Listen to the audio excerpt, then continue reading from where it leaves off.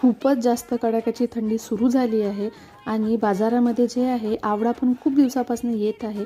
तर मी म्हटलं चला याचं इन्स्टंट जे आहे लोणचं बनवूया.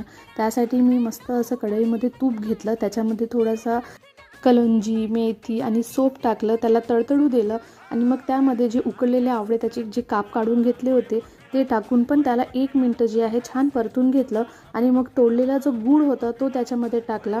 त्याला छान पाणी सुटतपर्यंत चांगलं फिरवून घेतलं. आता बघा हे आवळा जे आहे पांढरे दिसून राहिले, त्याला इतकं असं शिजू द्यायचं आहे की जेणेकरून याचा कलर जे आहे गुळाचा कलर त्यांनी घेतला पाहिजे.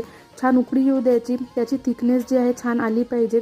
मग त्याच्यामध्ये जे बेसिक मसाले आहे तिखट, मीठ, काळं मीठ, हळद, आमचूर पावडर, धने जिरे पूड, गरम मसाला हे सर्व टाकलं आणि त्याला पुन्हा परतून घेतलं.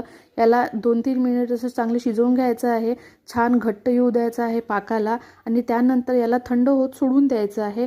मी जे आहे थोडं केस माझे गळत आहे म्हणून जे आहे मी तेल पण एक तयार केलं आहे, त्याच्यामध्ये रोजमेरी टाकून हे मी वापरून बघते आणि जर मला केस गळती जर कमी झाली समजा तरच याची रेसिपी जी आहे मी तुमच्यासोबत शेअर करणार. तोपर्यंत मी हे वापरून बघते.